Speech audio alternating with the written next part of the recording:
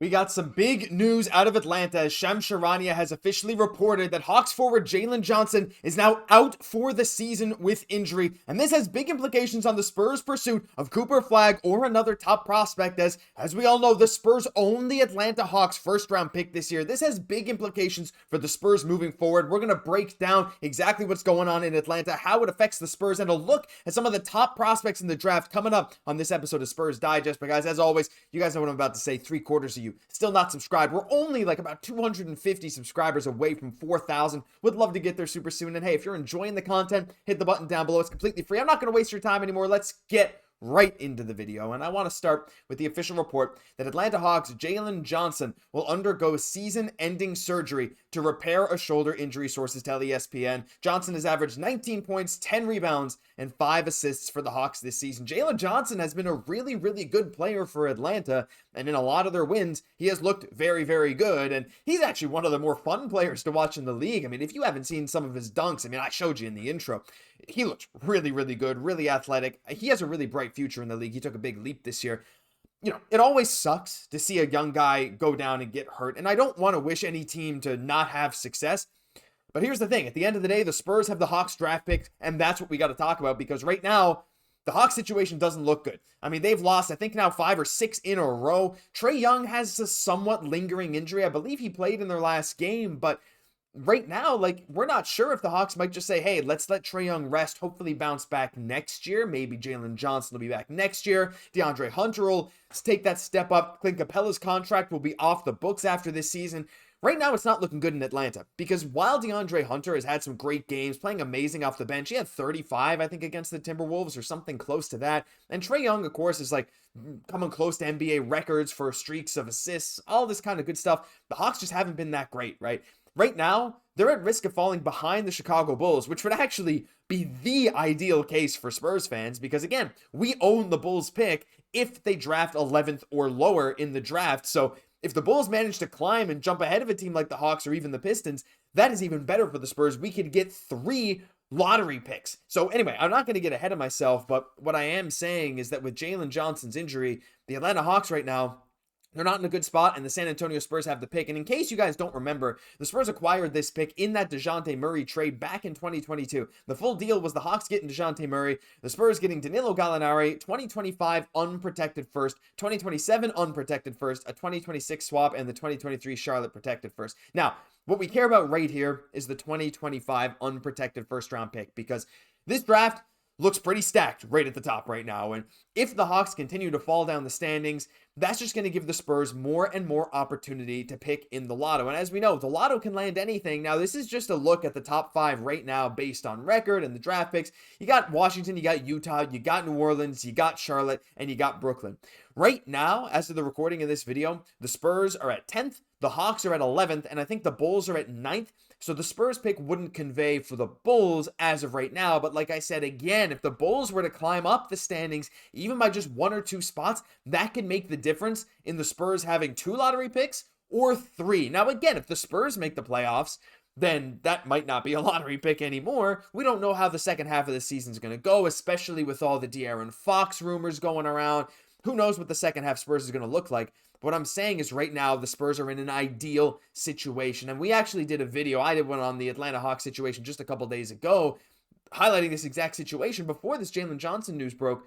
But this is even bigger, because right now, the odds are higher than ever for the Spurs to go land a guy like Cooper Flagg. It's capture the flag time here in San Antonio. We got to go after him. I mean, look, I know it's unlikely, but the more lottery picks you have, the better chance you have to get him. I'm just saying, right? And if the Spurs can land 3 lottery picks, there is like a non-zero chance that they could even move up to like 3rd, right? When one of these lottos, you got 3 picks down below, you can move up to 3rd, 2nd, or 1st, and all these guys have their merits. And I'm going to dive into a few of these guys now, because I think they could all really be good fits for the Spurs. I'm actually going to start with Ace Bailey.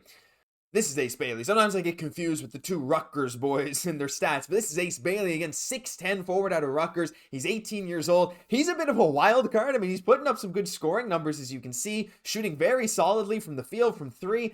He looks like, well, I mean, you know, reasonable from 3. What is it, 39%? Yeah, that's actually very good. So right now, Ace Bailey is one of those guys of the top 3 picks. Like when you compare him to a guy like Dylan Harper or of course Cooper Flagg, he doesn't seem to have that like higher floor, if that makes sense, because he's a bit unpredictable. When you watch Ace Bailey play, this dude has an unreal talent for scoring.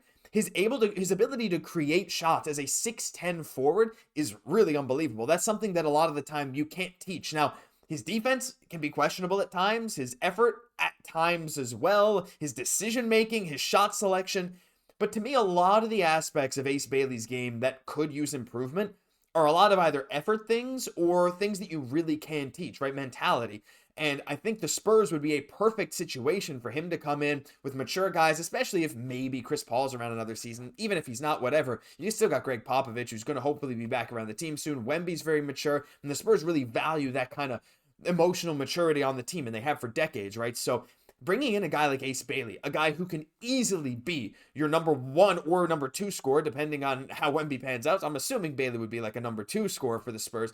That's kind of exactly what he profiles as. A gifted scorer. He had a 39-point performance against Indiana when Dylan Harper was out. He's very, very good. So Ace Bailey's one of those interesting guys, but he's not the only guy from Rutgers. Like, there's so many options for the Spurs. I know maybe I'm getting a bit ahead of myself with going into these top 3 pick scouting reports, but honestly, I don't really think I am. Because again, with the Hawks going down, it just 3 lotto picks. Why not talk about the chance, right? And all these guys could be great for the Spurs. I mean, even guys lower down in the draft, talking like a Nolan Traore out of France, 6'5" point guard, another potential option, right? And he might go even later, right? Another French guy for Wemby, or even Bilal Coulibaly, right? So there's all these great things going on. Anyway, I'm going to talk a bit about Dylan Harper. Is this Dylan Harper stats? I keep getting the Rutgers guys mixed up. Yeah, this is definitely Dylan Harper. You can tell by the assist numbers that this is Bailey. He doesn't really pass. And Dylan Harper, who's the point guard. Harper's a 6'6" point guard.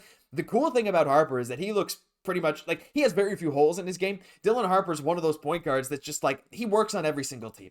And he's great in the pick and roll. He can score. He's solid around the rim. I mean, he projects as a very good combo guard who could really play the 1 at a high level in the NBA as like an offensive engine. And if the Spurs do end up drafting or being in a position to draft him, say they pick number 2 or 3, wherever it is, and they do have De'Aaron Fox, I still think he could be a good pick, again, depending on who goes out in that Fox trade. But that's another thing we have to consider here in this whole Fox thing. This is, of course, recorded before anything happens officially with Fox.